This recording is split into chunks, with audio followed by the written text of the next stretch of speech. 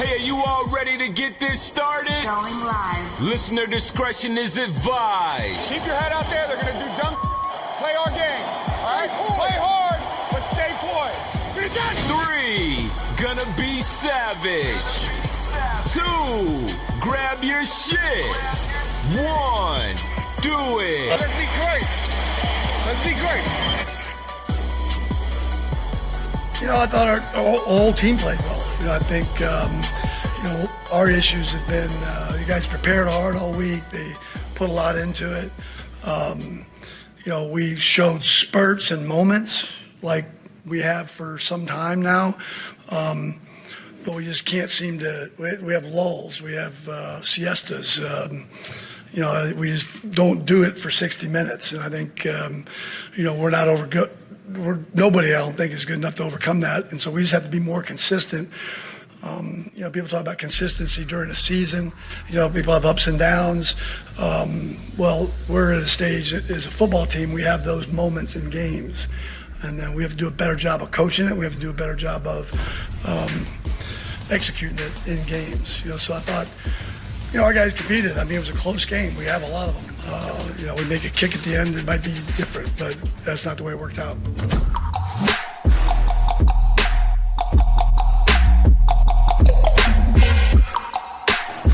Cheers, Bears fans! This is Bears Hour Live with Draft Dr. Phil Ottochian. My name is Aldo Gandia, and you just heard head coach John Fox give his assessment of how his team played today during the heart-wrenching loss to the Detroit Lions. I'm not going to set up anything. I am just going to bring in Draft Dr. Phil here and let him get on to his opening 5-minute, 10-minute, 20-minute rant, whatever you want to do, Draft Doctor. Take it away, because I am still crying in my beer. Well, a lot of people are crying in their beers, unfortunately. Bears fans are becoming the brunt of every joke and every story told in every NFL office's back room, that you could depend on a few things in football, and one of those things happens to be preparedness or lack thereof when it comes to a coaching staff refusing to take positive steps moving forward continuously. There's always a step forward only to take 3 steps back.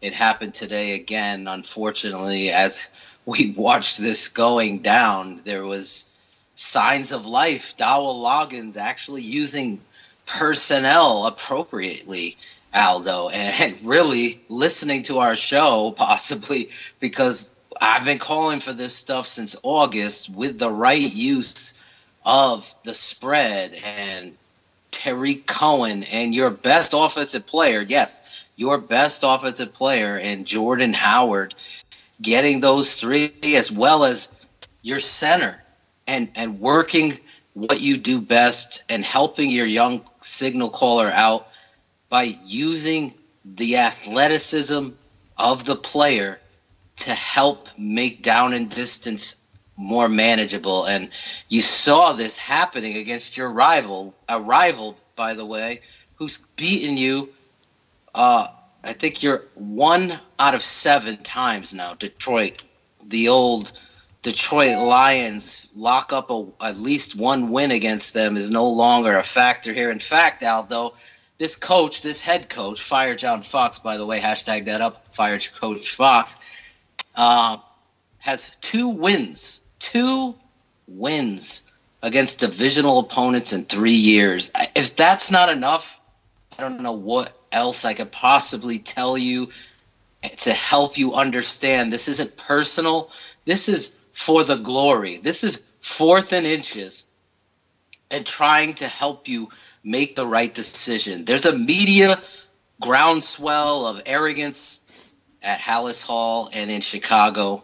You saw it with our boys out there on the streets, going in the rain, holding the speaker up, and the arrogance is there from the media. Just can't have fun. You can't listen to the truth. There's always got to be a critic or a complaint or a downer. Well, fans are down with every right and reason and every rational reason because of this coach and the inability to adjust in game and not shoot yourself in the foot time and again. There's ways to help yourself in this ball game I'm calling for it at home. Put Irving in the game. McPhee is clearly outmatched. He's a situational player at this point, and it's not on third down. He's cheating inside, giving those extra 3 yards that Stafford gets, makes a 52-yard field goal a 55-yard field goal. Hell of a lot difference at Soldier Field. Oh, it's just a few yards. No, it's not. A game of inches boils down to using the right personnel in situations. How about this? You ran the spread play. I want to know. I hope Adam Hogue, I tagged him in it. I hope he had the balls to ask the question. Was that a critical turning point in the game? Was 3rd and 2. You had the ball. You're down by a field goal or whatever you were down. I can't even remember at this point. It's a 3rd and 2 situation. You finally run the play I've been calling for, Aldo, by putting the ball in your athlete's hands. And I want to know if Dowell Loggins allowed him to read it, because looking at it several times now after the game has ended, it looks like a defined give. And what I mean by that is the play caller calls in through the loudspeaker into Mitchell's head. All right, we're going to run spread zone. We're going to run spread zone read, but I want you to give it. Just give it to Howard. Now you've taken the ability to make a play, because if Trubisky pulls the ball, he's running for 20, maybe more. But the fact that he gave, I want to know, was it a mistake on Mitchell or what is a defined give by the offensive coordinator? Because there's the hamstringing your player, your playmakers, by telling them what to do and not allowing them to do what they need to do. Look what he did in critical time, scrambling for a first down. Critics are out there. I call it like I see it. He was off in accuracy today. Wasn't his best game, but when the chips were down and it mattered most, he steps up into the pocket, delivers a damn strike to Inman, and gets you in field goal range, only to have this scum bucket who's already defining, this scum bucket in Connor Barth, that kick's not going to define him. No shit, Sherlock. Pardon my language. No kidding. You're an NFL kicker. You've had plenty of those kicks. I think that'll be a lasting memory of you kicking it into the nickel seats or the popcorn seller on the side there. You shanked it so bad. It's so critical. Nobody had confidence in this guy. Error on pace, error on whatever. Guy hits 4 last week. Consistency is not the call. And before you get on it, it all starts adding up into building Mitchell Trubisky. Kid, get you down there. Get you in a position to tie the game against a divisional opponent, and you come up short again. You come up short continuously, and the story is 2 wins against the division. You look at Green Bay, they go out and get plastered by the Ravens that you ended up going down into their stadium and beating them. But, last week you saw a whole unprepared football team against your rival. Today they came out, played better. No doubt about it. The game plan on offense was good. I'm not going to take anything away. The execution and the penalties and the stupidity in critical games, I didn't even get into it. Jumping back, I kind of jumped on that third and 2, Aldo, jumping back to that point on the predetermined give. He gets a half yard short. I'm Coach Phil Ottochian of the Chicago Bears. I'm going for it. And I'll deal with the media because we're 3 wins. We're 2 wins in my entire career if I was John Fox, which I'll never be. I need to win this game. That is a critical down to continue a drive. Don't understand it when Jordan Howard was averaging 7 yards a carry in this game. You're telling me you're not going to go for it on 4th there and make a statement that we're going to win this game on the backs of our offensive linemen who really – I can't say enough positives about Cody Whitehair. Guy's a goddamn football player. Jay Glazer breaking the Kyle Long injury list, breaking it out, Howie telling him whatever's going on. So now the truth is out there. He's a warrior. No one's questioning that. But you got to use your head too. And that's a reflection of the coach, the dropped interceptions, the missed opportunities that this staff somehow happens is unbelievable. And there's so much to get into.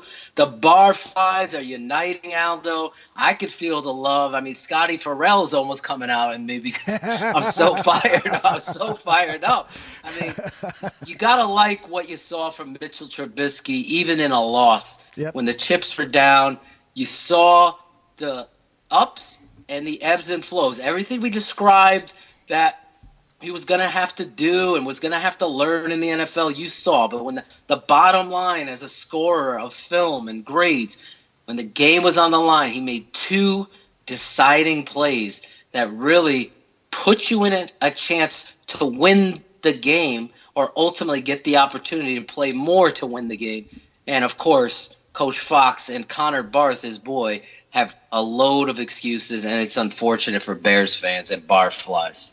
A couple of things I want to say, Phil. First of all, Shane is not with us tonight. The smartest man in the bar room is probably smartly at a bar somewhere drinking away his sorrows, but he will be with us for Bears 100 Proof, which we are recording tomorrow night, Monday night, so it will hit your podcast stream on Tuesday morning, and then on Wednesday morning we're doing Buffon 55, and that comes out on podcast format later that afternoon.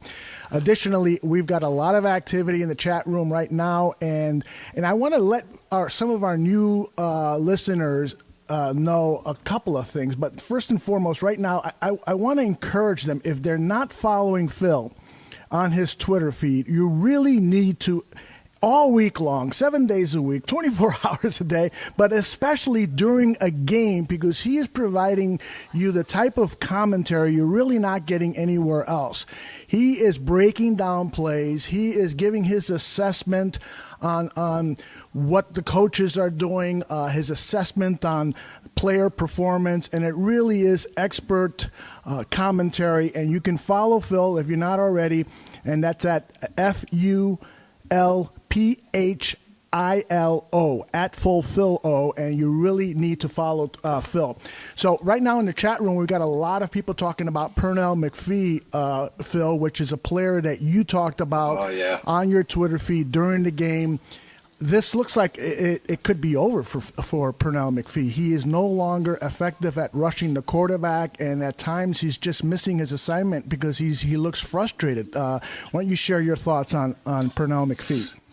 You can't be selfish in the game of football. You have to be sound, not only with your technique, but with the play calls. Yes, people that are new to football, there are diagnosed play calls defensively, and your assignment has to be sound. And if that is to keep contained, which is to fight outside and work your way, knowing that your eyeballs have to be on the lunch point, and understand where that quarterback's going to be, and then attack aggressively if he's stepping up. Then you can challenge yourself inside. But know that the quarterback is trying to manipulate you. They manipulate the pocket. Matthew Stafford, who's stepped up, has had a rise swell, if you will, for the last 2 years, has become a better manipulator of the pocket. This isn't new. You have to understand your role, and once you decide you're going to be selfish and go inside and completely, Taylor Decker made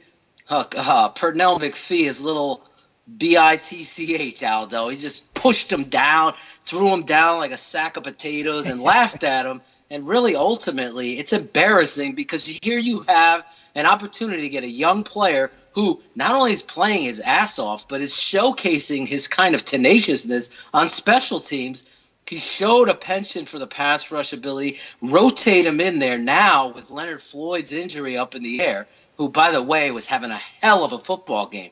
I mean, I had to put young Dusty in his place because no one's going to speak my truths for me or assume what I'm saying. I'm hard on Floyd because Floyd has what I saw him play today, potential to be today. Leonard Floyd, I tip my hat to you. I say that with goosebumps down my arms because I felt like, wow, this kid really came to play football. Unfortunately, had an injury, and now you're going to get more mashed potatoes out there with McPhee not doing anything to help this football team. I think if used appropriately, McPhee can then I say this all the time. Shane doesn't agree with me, but that's okay because I've coached this game, and it's not a shot at Shane. Mentally, I know what it does to a player that wants to play. Mike Glennon is happy on the sidelines. Mitchell Trubisky is not. McPhee is not a happy guy on the sidelines. Okay? So when you decide, you know what? You've done that twice to us now. It's not happening again. Get the rookie in the game. McPhee, get out and sit on the sideline. Tell me when you're going to want to fucking play. Tell me when you're going to play. And do the assignment. Stop freelancing. You think he's going back in there freelancing? Come on. He sits on the side. This is a professional sport. They're still kids, and they still need to be taught and learn. That's how you coach. What we have going on in Chicago is a bunch of Teddy Phillips and everybody else double talking and no field turf, can't do it, save this free agent, we paid him $8 million, Glennon $18, but we can't pay a head coach $10. This kind of stuff flows downwards. You know, back in the day, you poop in your toilet, it rolls downhill. That's where we are, folks. We're downhill, catching all the poop. And really, ultimately, McPhee is an example of that. Pull him out, put Irving in, let him get after the quarterback, see what these young players can do to help you in situations, and really, ultimately, the Barflies get it. I wish I could see the chat room, but they understand it too. All my followers today, I was so amped up, Aldo, with the Barflies today, the pride that they have. I can go on forever listing them all, but I don't. You understand who you are, how you take to Twitter and Bears Barroom Radio. The love that you have is immense, and it really is special to me. And I know Aldo and Shane as well, and Bears Girl as well, a new hire, as well as all the writers we got coming in here. I mean, we got so much going on. The losses are adding up, but it's the same old, Aldo. The story isn't the same. We're not preaching negativity. We're preaching a future for the Chicago Bears, one that will be a championship run, not what we have here. 3 wins, I'm told. Cloudy with a chance. Corrected me. I appreciate that. We have 3 wins. I'm sorry, Coach Fox. You have 3 divisional wins in 3 years of playing football for the Chicago Bears. It's a sad day. It's pathetic. But I'll tell you one thing, everyone in the chat room is just conversing and really into what you're saying. Isaiah Robles writes that you are his therapist. So I'm not sure what your degree in doctor or medicine is, but I think you just added another degree there as being a therapist. Trey Busy talks about Pernell McPhee has spent more time on the ground today than a doormat. Benjamin Desgula says McPhee is broke and loses contain every other play. Bears AJ says McPhee is a juke away from ending his career. All sorts of great comments from people. Now, I want to switch gears here and talk about that first quarter. You mentioned it in your opening rant. You talked about Dow Loggins and the game that he called. I mean, that was some of the best offensive football we have seen, maybe the best that we have seen in the John Fox area. Can you kind of break down what they were doing differently, particularly since they were basically following your formula for how to run the offense, right?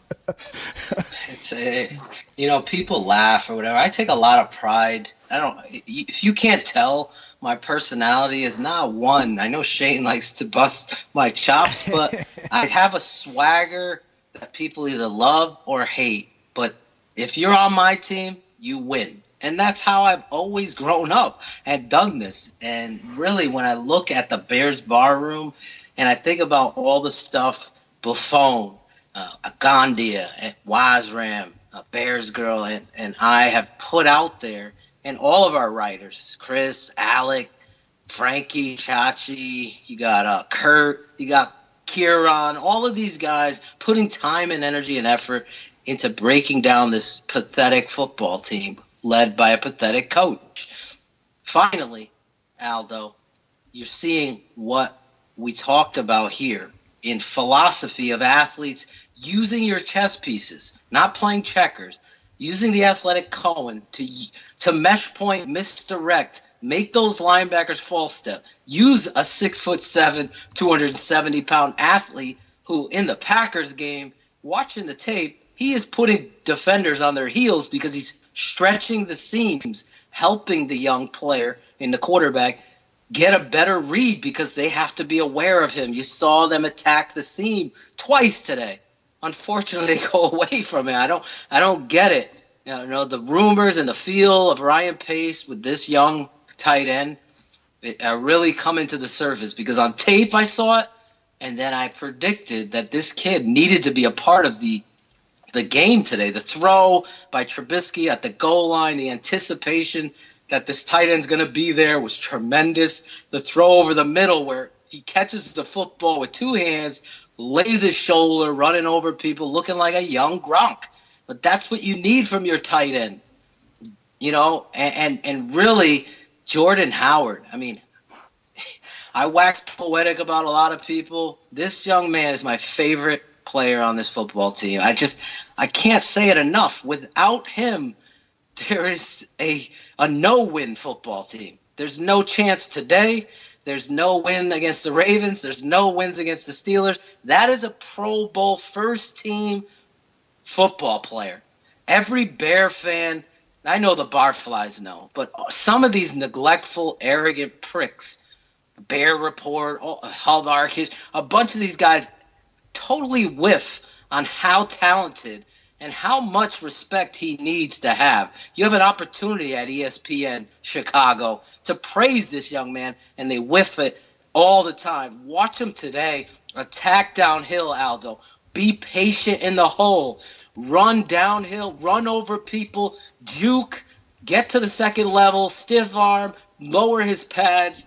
Using him appropriately out of the shotgun formation took him weeks, months to get this guy who was the best shotgun runner in the NFL last season. All of a sudden it disappeared like Trey McBride and David Blaine at a magician event. It's ridiculous how this offensive coordinator and how they use personnel and how they call plays. Finally, you saw Dowell digging into the bag and actually running plays off of movement and off of what has been successful. And then I got to do it, Aldo. I got to talk about this. There's so many positives defensively. The Goldman, Hicks coming back after injury. You had a scare there. We'll get into that. But this fullback, I mean, is there a worse NFL player starting for a team in the NFL? Some barfly tagged me in with some other blogger, whoever the heck it was, praising this guy. This is the worst football player. Quote me on it. Quote me on it. I back it up. I saw him finally make a block that was actually considered a block in a coach's catalog of plays. Today was his first time. He went in there, put his pads on someone, turned his hips and his ass, and turned him out so Howard could run. One time he's done it. Everything else is fit blocking.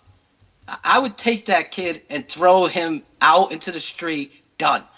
There's no reason he's on this roster. He's so bad. He gives you nothing in the passing game.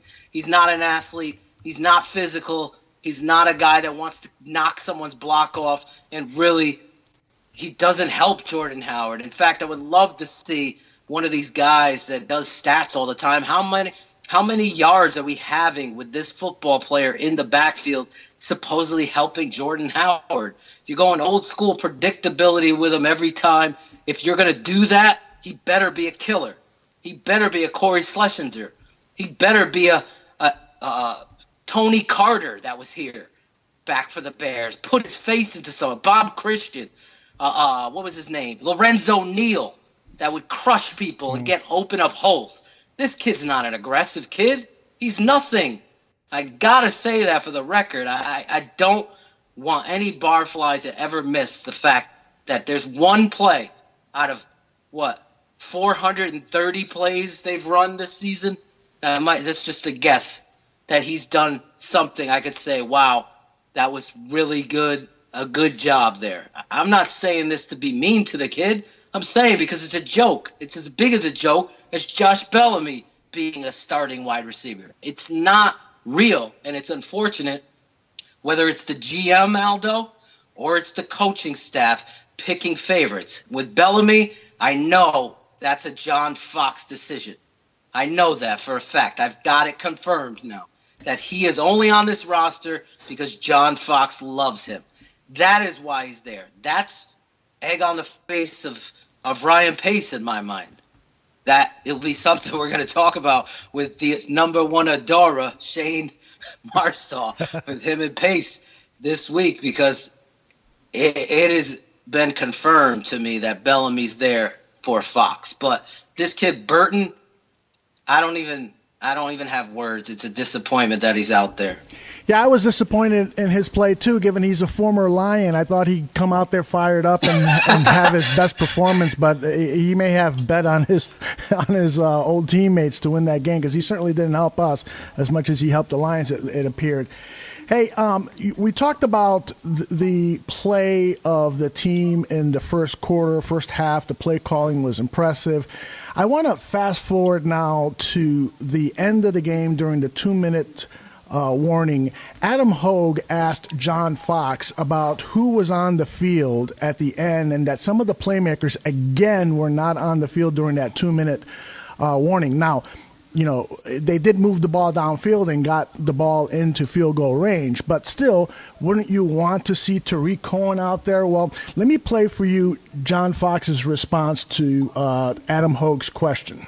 What's your level of success moving the football throughout the game? With kind of a combination of Howard, getting Cohen out there more, and Shaheen too. Yeah. But none of them were on the field for that final drive. Why is that? You know, I think there's a lot of situations that a lot of people, including y'all, don't get, is that they're, 2-minute, not everybody on the team knows all of that. You know, we have Adam Shaheen, we have Mitchell Trubisky, we have Tariq Cohen that are, playing in their 8th games of their NFL career as rookies. So they have a lot on their plate as it is. They can't do everything. They're definitely good young players for sure. We utilize them a lot, all 3 of them. Phil, I don't know if you feel the same way that I feel when I heard that, but I just think that goes on the list of the 10 stupidest responses I've heard John Fox say in a press conference. You're telling me that a guy named Tariq Cohen, Adam Shaheen, that 8, 9, 10 weeks into the season, they don't know how to run a 2-minute drill? That's an indictment of the coaching staff, not on these players, because if he's saying that these players are too stupid to get how to run the 2-minute offense, then he's just, alienating himself with the players, who I'm sure already hate him as much as you and I do. So when I heard that, I just said I gotta play that on Bears Hour Live and have Phil react to it. I'm gonna stop because my blood pressure is getting high. Listen, you got excuses, and then you got pathetic excuses, and that is a showcase of the latter. I'm talking about a football coach that would do anything in their power to win. Do you think it's acceptable to not have Jordan Howard, Tariq Cohen, and Shaheen on the football field at that moment? No, it's not acceptable. And if you think, and you have an excuse, I'm not going to even speak for you, because that right there is a showcase of why the Firefox song exists and why it should be played in every household this evening. People have to understand ignorance and pathetic arrogance rules the day with this situation after you've fumbled away decisions. That right there, whether it be the offensive coordinator or the head coach is speaking upon it, so he's the one going to be taking ownership of it, is by every means necessary, the most terrible excuse for a head football coach imaginable. You should be putting your weapons on the football field at the most critical moments to give your young player the opportunity to win. What did I talk about in the beginning? The use of Cohen forcing the defenders to false step, the running of Jordan Howard, pounding them, and then what? is actually putting safeties and linebackers on their heels, which means to be concerned with him because he's so big and fast. Now they're making the defense have to think, which ultimately makes defenders make mistakes because you want to play fast. You don't want to be thinking. And that's why your coach is a sham. He's a used car salesman. He's Ernie Accorsi. He's the worst of the worst that continues the labels and all the losing and everything going down the drain. There is no reason why Joe Montana gets under center in the most critical moment and Jerry Rice is on the sideline. There's no way Walter Payton is on the sideline in the critical moment, correct? The same thing comes with these rookies. This is their job. There's no doubt in my mind they know every play. In fact, I went as far as to say Benny Cunningham being in the game is a showcase of stupidity by this coaching staff because it should be Cohen every time. Third down, Cohen. He could put his face in there. He's shown it. Or Jordan Howard. You should never have one of those two players on the sideline unless there's an injury. Benny Cunningham is taking up space. So is the coaching staff. It is so asinine, that answer. I don't even know how anybody could to sway any kind of good feelings and vibes to Coach Fox because it's pathetic. Boy, you think there's any chance that Ryan Pace is going to fire John Fox later tonight or tomorrow morning? You know, it should have been done last week. You come out after 2 weeks in preparation for your bitter rival with an opportunity to flip around, turn around your whole season. That's the cream rising to the top. That's the crossroad games that we said. It's where you define who you are as a coach because say whatever it is you want about Lovie Smith. When he got the job, he understood what that meant. In fact, he understood and was told by his agent what it meant to the McCaskey family. Now you go out there and you piss down your leg and you lose in pathetic fashion and you come back and you play a good game. You rose to the occasion only to what? Have a moral victory? Let me say this. There's no moral victories. Everything is a showcase of the head coach. It all vents through you. Those players are a reflection of you. There's no doubt in my mind what should happen is, yes, Aldo, he should be fired right tonight. Tomorrow should be the announcement, and they move on with Vic Fangio as the head coach who didn't call a great game in my mind. But that's not to say that he shouldn't be the head coach. Let Dowell call it out and run the rest of the season assessing the talent on the football team appropriately and assessing Vic Fangio, giving him an opportunity to showcase. Nobody knows what he is as a head coach. I can tell you one thing: he would be a blissful meal for us because he would be honest. And I think for as many of these media heads that think, oh, it's just coach speak, you're not gonna get it. They're never gonna do this. They're never gonna. No. There's nothing wrong with being honest and telling it like it is. I think the truth, no pun intended for our song, but yeah, the truth on Bears 100 Proof and Bears Hour Live is this. A coach that speaks it, lives it, and teams become champions because of it. I'm a big believer in that, and I'll tell you right now, it probably is not going to happen because we are dealing with people that penny pinch and talk about business first, not about winning first. And when that's your philosophy, that's why we're asking. That's why Bears Girl. That's why Wiles Ram. That's why Aldo. That's why myself, Alec. All you barflies need to stand up and stop being embarrassed by people talking crap about you. You have a voice and you have a right. Just like shout out to John Yurkovic to recognize those two guys didn't have to be there. They were there because it matters. How many people does this really matter to you? You could be behind your Twitter account saying it does, but really, when you speak up and you say something compassionately, or you say something passionately, you write a letter, or you speak out, that's when things change. And it really needs a change in Chicago because this, my friends, is an opportunity to win. That has happened so many times under John Fox. Close but no cigar. That has become an epidemic of stupidity and cowardice. It is not how you win football. It's not how you build a championship. The horse is off the cart. The cart is rolling down. It's very clear that this guy isn't going to be back next year. I know that for a fact. But why wait? Why continue to wait? Send a message to the locker room that Vic Fangio's now coming in. You think some of these offensive linemen are going to be happy? Or people are going to be happy in the locker room? You might get a better performance because the release of truth now from a coach with an expectation for the group. You think Josh Bellamy's going to see a snap? No. Trust me. One drop, gone. See ya. How about this kid Wheaton? What is he here for? What is he here? He's going to have his own show like Alex Brown afterward? What are we doing here? Marcus Wheaton, $8 million, can't even catch one pass. It's disgusting, Aldo. Disgusting. All right, some of the Barflies have questions for you. And let me begin with Sandy Thom. Where is Sandy from, Phil? Scotland. Aberdeen. Oh, my goodness. You're passing That's geography my boy this right year, there. huh?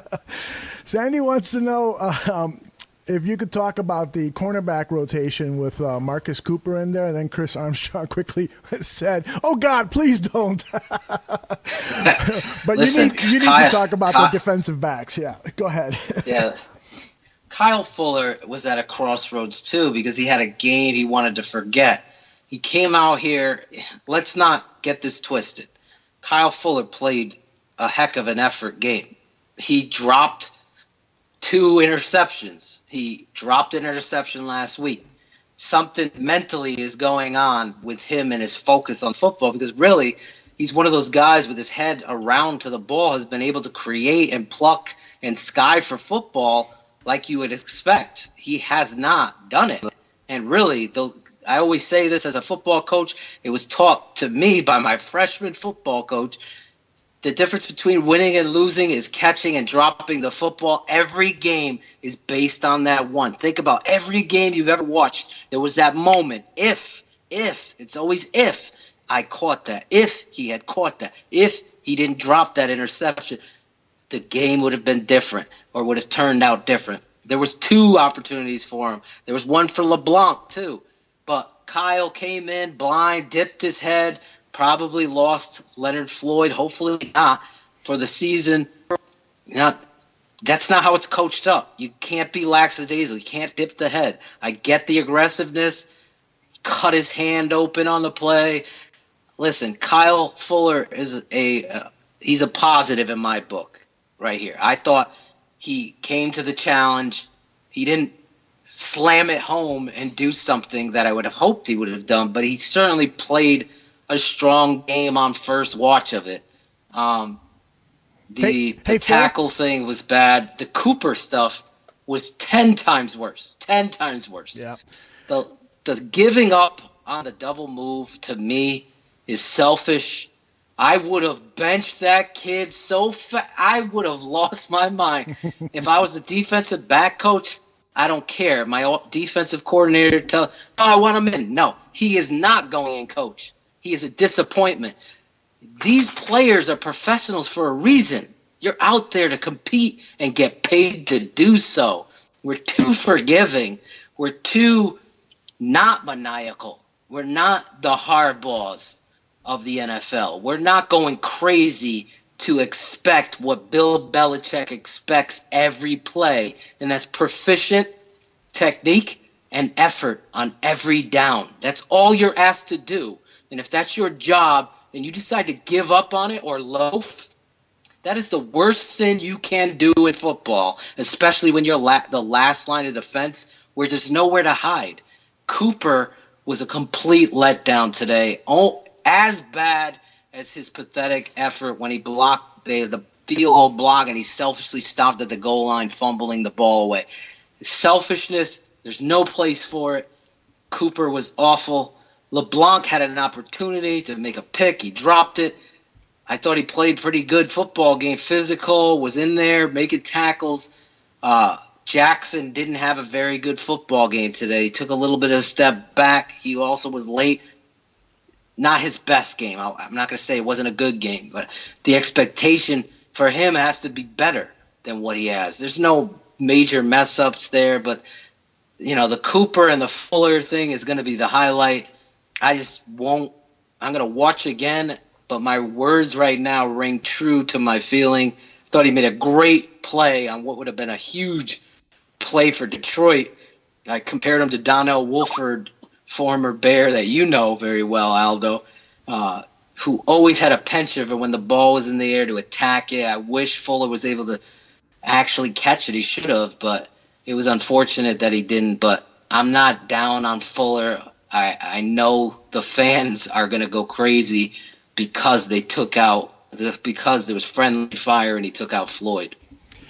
Phil, you know that Chris Armstrong writes a column after every Bears game, and this is what she wrote about the Cooper Fuller thing. And this story is going to be posted in about an hour after we're done here. She wrote, as far as players go, don't even get me started on Marcus Cooper. Fuller didn't have a great game, but he was not near the train wreck that he was last week, but he's not getting a pass from me. Catch the damn ball and keep your head up when you tackle. These are basic things, Kyle. What has happened to you in the last 2 weeks? Pull your head out of your butt. I get the concept of benching Fuller for Cooper, but it's a concept, not a reality. Well done, Chris Armstrong, and that column will be up about an hour or so after we're done. Let me find a couple of more questions for you here, Draft Dr. Phil. Let's see. We got some funny stuff on here, I'm telling you. Let's see. Let me shout out Big Mo Mosley. I know he wanted to shout out him and Isaiah Robles listening in after the game, having to take in that pathetic ending by a kicker looking to attack a popcorn seller on the sideline. It's unfortunate how it came down, but I appreciate you two guys chiming in and supporting the Bears Bar Room and myself. You guys have been tremendous. Hey, Shane just arrived home, and he's asked if I can include him in on the show. So I'm going to give this a try. I've never done this before, so if we lose everybody, we'll get back on the air as quickly as possible. So let me dial Shane up, and Shane, if you're listening, hopefully you pick up quickly, and then hopefully Phil can hear Shane, and Shane can hear Phil, and everybody can hear everybody. If not, we'll do an there he is. Here. Shane Marshall. Are you there, Shane? Yes, I know this is a clean show, so I just returned home from kicking Mr. Barth's butt. So. Well, welcome, Shane. Are you drunk, or were you just out taking care of family business? Yeah, honeydew list. You guys know how that goes. Well, that was a tough one today. Well, it was a tough one. Why don't you give us your thoughts on the game, and again, remember, it's a family show. Yeah, absolutely. It started out. I think a lot of people were wondering what team this was, and really what was going on. But the thing that really stuck out to me, I mean, we saw Jordan Howard starting to churn up yards early, and was just a man amongst boys out there, and then. I'm sure at some point Phil has touched on this, and they go away from their best players. You're talking about in a 2-minute drill. Inman's off the field, Cohen's off the field, Howard is off the field. No Adam Shaheen after you see him taking steps 2 weeks in a row, and really it's the coaching staff that is limiting him at this point. It's really, really hard to digest because you see signs of life. You see Mitch Trubisky. Mitch Trubisky played well today. Phil pointed it out. There's the rookie mistakes, but guys, it's all a part of the process. It's part of the entire package with this. But what do we want to see? We saw him step up into the pocket, right into that one sack, and then what does he do? He's Money Mitch, and that really should be his nickname going forward. He hasn't come through and let us down to the game-winning drive yet, but that's going to come when he gets some more weapons.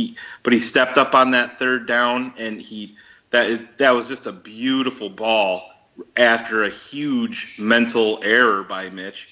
And what can you say about that fourth down play, guys? I mean, that's just, can you just think about where we came from with Mike Glennon, and then you see Mitch Trubisky making a run like that on fourth down. It's you just see signs of life.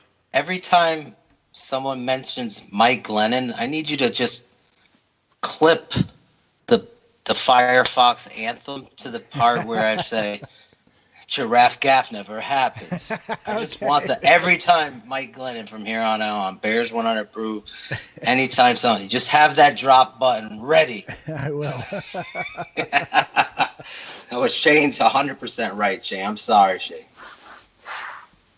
Yeah, it's just like I said, guys. It's we see the signs of life, and I'm sick to see a guy like Leonard Floyd go out by friendly fire, and I know there's people on there blaming it on Fuller. That's that comes with football. I don't know if you guys touched on that yet, but you see these young building blocks, and you don't want to see these guys going down with knee injuries like that. And I was holding my breath the same way with Akeem Hicks. I mean, you see that guy's just an absolute warrior. You see him walking off the field, and he's got blood all over his pants. And the play of the game that he made was pushing Mike Glennon aside there on the sidelines. I thought that was fantastic. But I'm just, everybody gets really upset after these games, and it is hard to take. But at the end of the day, you cannot say that this team doesn't have some young talent to build on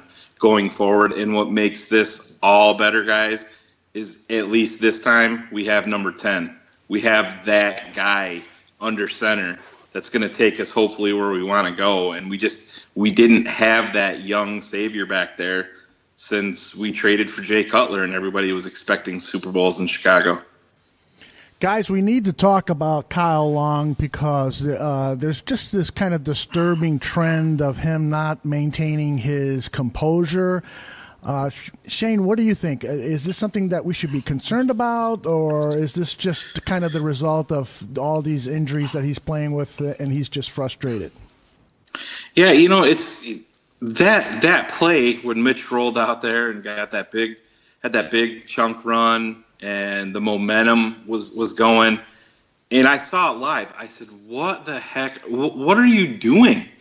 I mean, it had zero bearing on the play, and I understand you want your guys to go to the whistle, but guys, when your own father goes on a nationally syndicated show like the Rich Eisen show and tells the entire world that you have issues with your temperament, there's obviously a problem there. And yes, I know that the injuries are adding up left and right, and he's got to be frustrated. But that was just a Bush League stupid play that you see somebody in junior high school making. It was almost like he was trying to just motivate himself to say, yeah, I can do this, and now I'm gonna get myself. It was like he needed that to fire himself up, and he didn't need to. Just having Kyle Long when he's under control and doing what he's supposed to be doing on the field is motivation for the entire team. And we saw what happened the very next play. Yes, it wasn't because of what Kyle Long did, another rookie mistake, but still, who knows with that momentum if Mitch would have fumbled that next snap anyway, we don't know. But I think it's a legit concern with him. I know he's got to be frustrated because of the injuries, but still, it shouldn't supersede the greater good, and that's keeping your composure with a team that has a razor-thin margin for error in the first place. Phil, you got thoughts on Kyle Long? Yeah, when you get selfish play, I say it all the time, it's a reflection of the head coach and the temperament that he allows. And really, does Kyle Long, as Aldo was speaking on earlier, I don't know if Shane heard it, but does he respect his head football coach?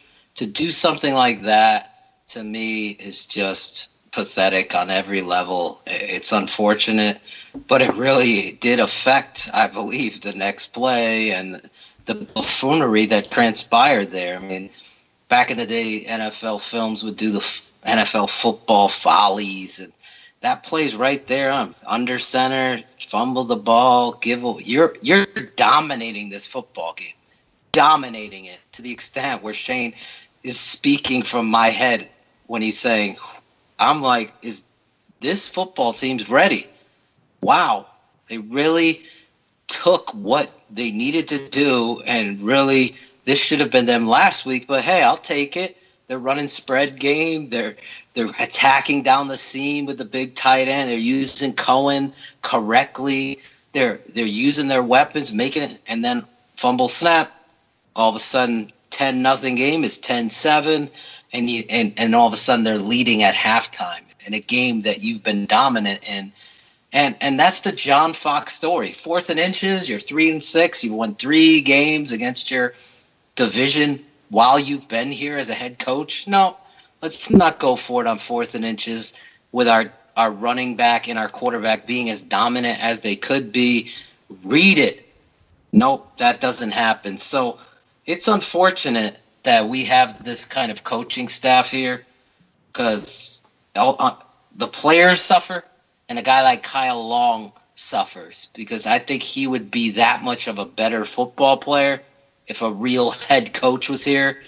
I would honestly bet my life on it that he would be the left tackle if a Coach Hardball was here a year ago or somebody else with an offensive philosophy, and he would never behave like that. It is a problem. It is a problem.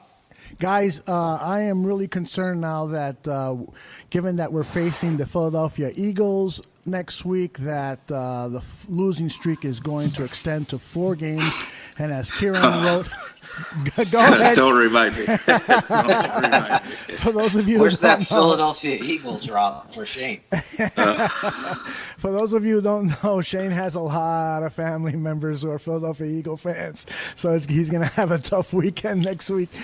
But if the Bears lose, as they probably will, against this tough Philadelphia Eagles team, that's going to be 4 straight losses. And the last time the Bears lost 4 straight was at the end of last season, when it looked like, to me, in my eye, that in those final 2 games the Bears had quit on John Fox, but not many people were talking about it.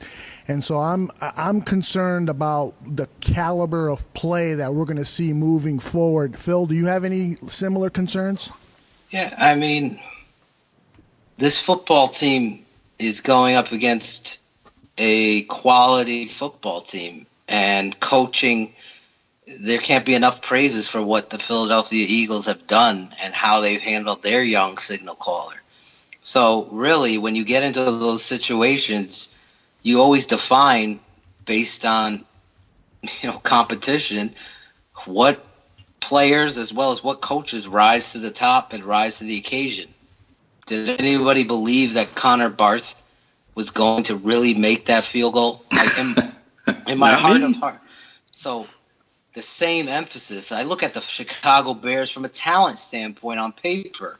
I think they're just as talented as the Philadelphia Eagles. I think you can make an argument about it by listing it and going down the chart and recognizing where they have their talent. Now, they lost Leonard Floyd, injuries upon whatever.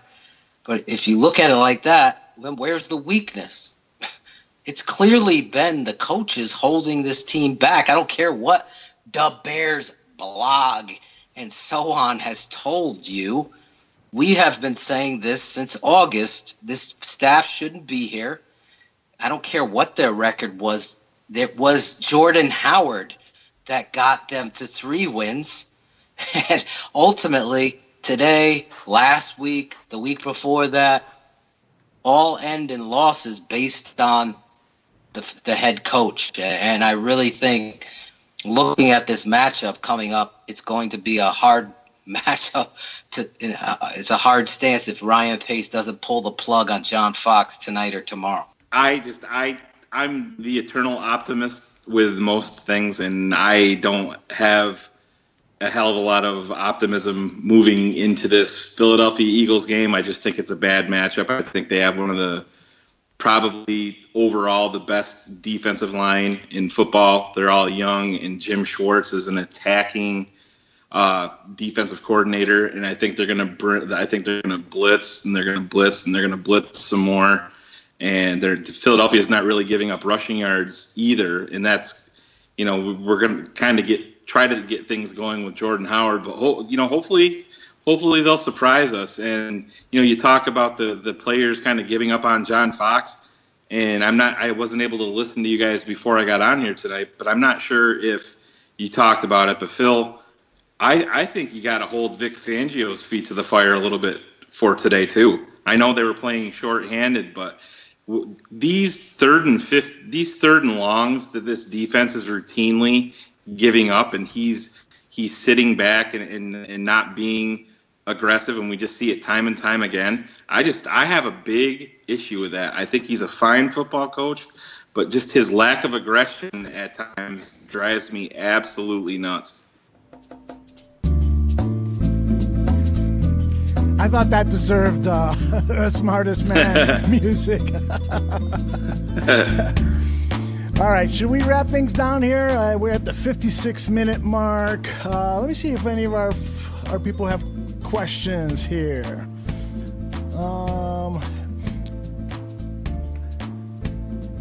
We've got some questions, but you know what? I'm going to save them for tomorrow. Phil, you got a final thought you want to share with us?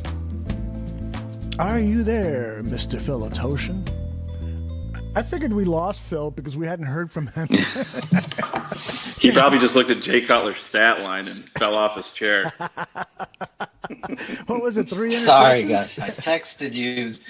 The wife was coming in, so I had to open up the top door because you had I didn't want some sexy time with the wife? No, I'm down in the man cave again, so she didn't want to come in and disrupt the show with the two boys and the dog barking. And no problem. Hey, no matter how bad it is, guys, at least we're not a Bills fan watching Nathan Peterman out there throw 5 interceptions in one half of football.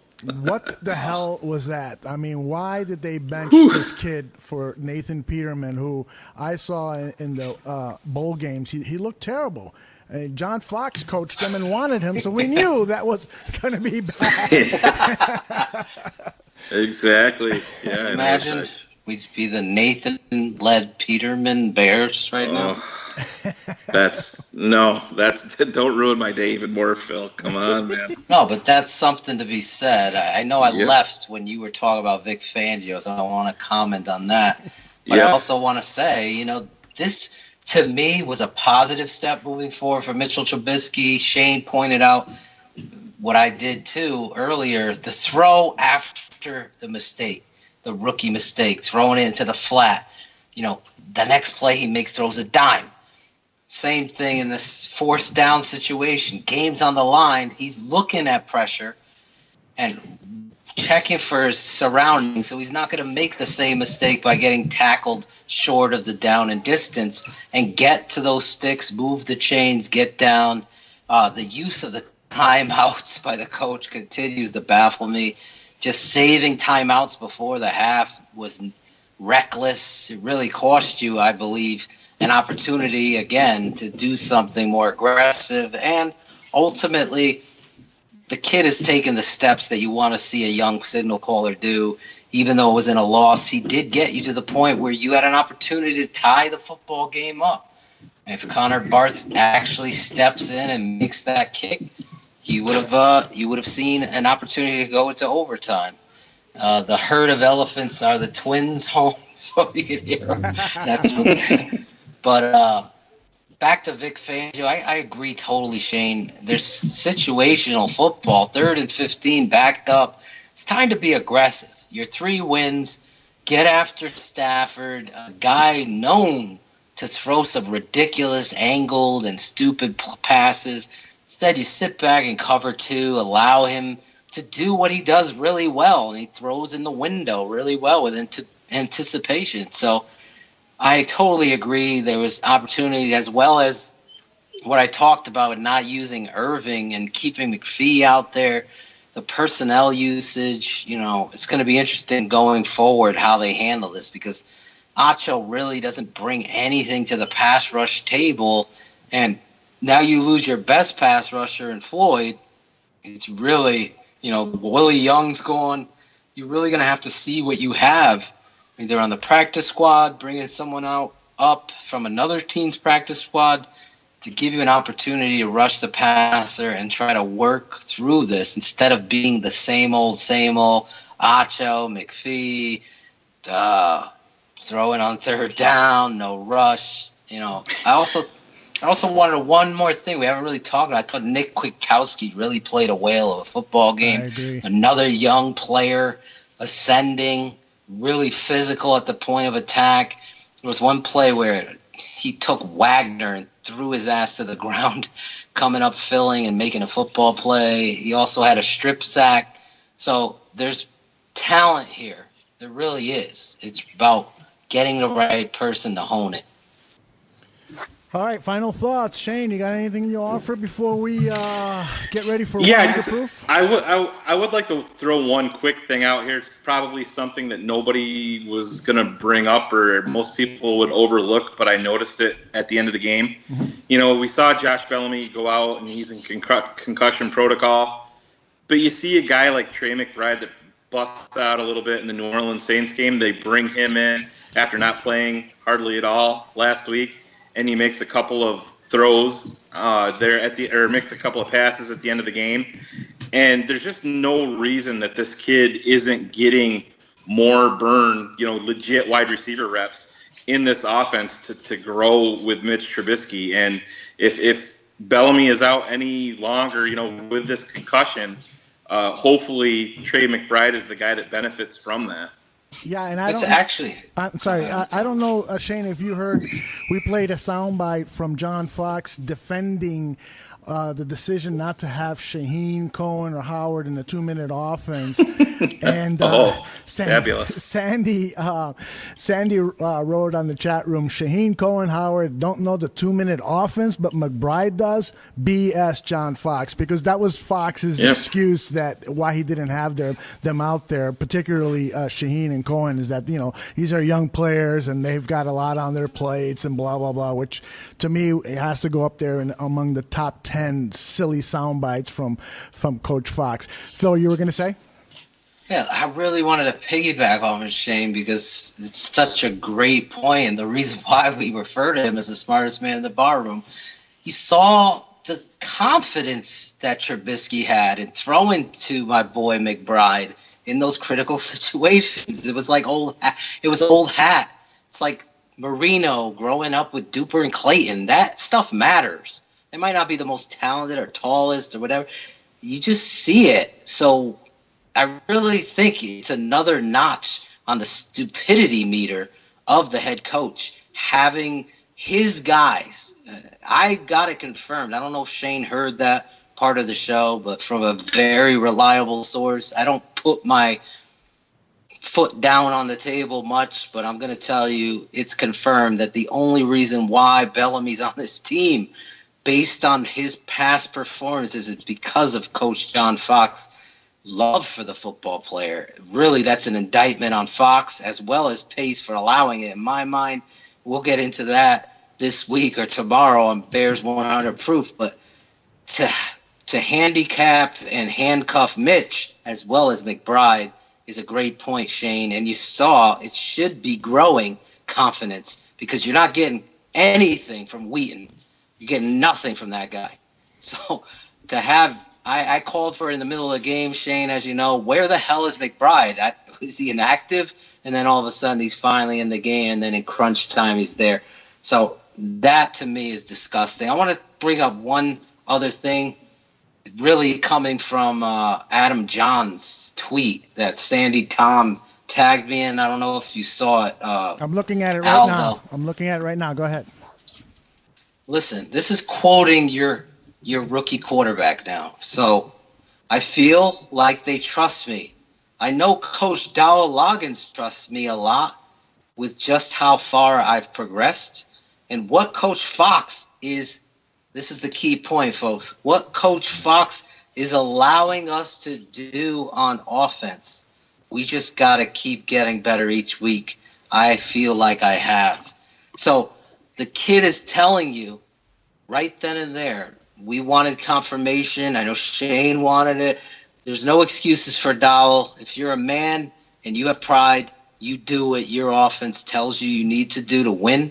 But right there, the rookie's telling you the head coach has handicapped him. He's handicapped the whole team because of his predictability and his unwillingness to open up and do what's best for the offense. Everybody and their brother, including Shane, quoting himself right here, saying, wait, what team is this? Well, this is the team they were goddamn supposed to be. This is what you're supposed to do as an NFL football coach. Use your talent to attack defenses. Defenses don't dictate what Phil Ottochian, Aldo Gande, or whoever else is coaching. They don't dictate what I'm going to do. We're going to find their weakness and we're going to attack it. But it's not going to tell me that Jordan Howard averaging 7 yards a carry disappears in a 2-minute drill. That's your head coach, folks. That's him. And that's why he should be gone tonight. Get rid of the cancer. You hired this guy to clean up the locker room. Now you made a mistake. As big as Mike Glennon is a fraud, this coach is worse. Time to clean up the mistake and get the arrogance out of Hallis. You already have enough of that up top. It's time to get a real football coach. The only thing that matters to that man is winning. And once you do that, I know the talent is there. So I praise Ryan Pace for finding this talent on this roster. Remind you guys, one last point.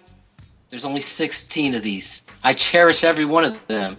Barflies, if you're one of those people saying, you know what, I just can't do it. I'm so upset. I don't want to watch it. Yeah, you damn better well watch it. You better well watch it because it is what it's supposed to be. It's the greatest game, and this is where you find out the real truth about players moving forward and about the GM and the coaches. You got chills, Shane? Yes, I'm. I know you're ready. But it's true. No, I've listened to many of Phil's rants over the years. I mean, even via text, he can rally the masses and fire up the troops.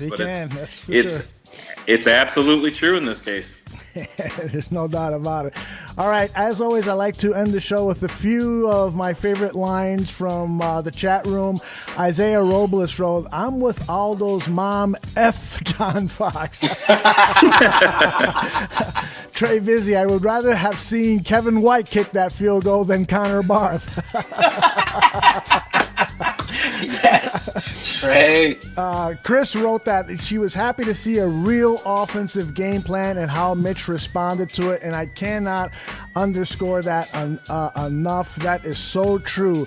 This was finally Dowell Loggins handing Mitch Trubisky a game plan that he deserves, that we fans deserve, and that Adam John's quote, that tweet that you read, Phil, we're going to be talking about that for a good 20 minutes tomorrow because that is huge. That is an indictment. Mitch Trubisky just indicted John Fox for coaching negligence with that comment. Yes. And so we're definitely going to get into that in a huge way tomorrow.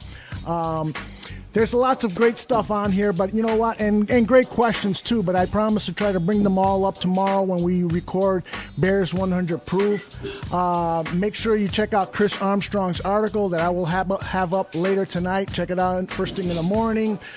We've got our new ad coming out that I've been working on for 16 years, and it's going to be ready tomorrow, so I hope you all like it. And what else? Oh, we've moved again. Got the anthem. We got the anthem that I'm working on. The video of the Fire John Fox. I'm working on that, and that should be ready in a few days. That's going to be outstanding music video starring the creator of Fire John Fox song. Phil Ottochian, his family, his friends, and a bunch of barflies, too, are going to be in this video. So watch for that. It's going to be great. Watch for that right during the Thanksgiving break. Again, we're recording Bears 100 Proof. Tomorrow, it will be up on your stream Tuesday morning, Buffon 55. We're doing live on Wednesday morning, so we're shifting some things around so that we can have a turkey day with our family. Phil, this is your show, so you get the last word. I just want to thank these barflies, Aldo. I want to thank you and Nick for going down there, standing up for the truth, recognizing that we need to fire this coach to get to where this team needs to go. Give Ryan Pace the opportunity to pick his guy, because I believe the facts are in the fiddle faddle. It wasn't his choice. He was put together, and now we're losing because of it. And I think that, you know, I got to give Shane credit. He's been a Pace supporter. I've been kind of lukewarm with him, and the barflies, everybody's stepping up. The anthem, we got a new song for Bears 100 Proof. I'm working on a couple more songs to get out there to get the LP, and a Christmas song. How about that? Awesome. So we are having a creative fun despite the losing. We got some great writers, and I really appreciate you all stepping up in the pocket, barflies, and delivering. All right, we're going to leave you with our favorite song, Fire John Fox. Why the hell not? Yo, MC Fulfill, bringing it back for the Bears bar room and the barflies. Fire John Fox, not a plan but an anthem. Bears bar room sending a message to the fandom. Fire John Fox, not a plan but an anthem. Bears bar room sending a message to the fandom. Mumbling, grumbling, stammering, fumbling, stumbling. Coach John Fox, another presser fan, humbling. Over and over and arrogant. Coach does it again. A typical line to cover a team with no plan. Hopes are dashed with another lost season. Was it Pace who hired Fox, or was it ownership's reasons? Questions fill up and no straight answers ever given. When it comes to state of the Bears, in the 80s still living. Who the is Mike Glennon? The ballroom kept asking. An open competition, giraffe gaff never happens. Laughing all the way to the bank. Kept putting Glennon on the field to start, but he stank. Coaching negligence with more drops than Josh Bellamy. Fans so used to losing, cost of tickets is the felony. Timeouts used only to get delayed penalties. Another great week of practice will be the remedy. Fire John Fox, not a plan but an anthem. Bears bar room sending a message to the fandom. Fire John Fox, not a plan but an anthem. Bears bar room sending a message to the fandom. Fire John Fox, not a plan but an anthem. Bears bar room sending a message to the fandom. Fire John Fox, not a plan but an anthem. Bears bar room sending a message to the fandom. John Fox confused the close call against the challenge. 2017 virtual snaps at Alice.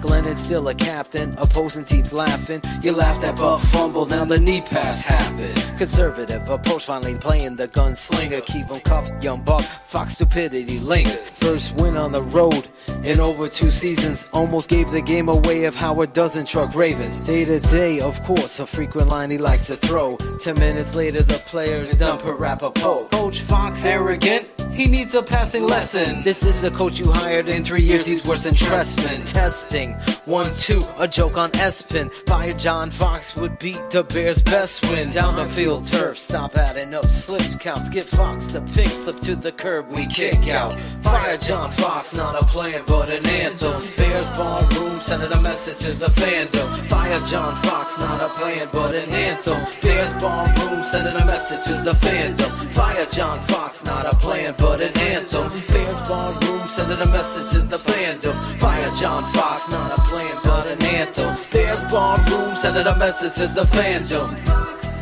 Yeah. Fire John Fox. Fire John Fox. Fire John Fox, fire plan, fire Bears bar room sending a message to the fandom. Fire Fox, fire Fox, fire Fox, fire Fox, fire Fox, fire Fox, fire Fox, fire John Fox, fire John Fox, yeah. Fire John Fox. Just fire that dude. Get rid of him.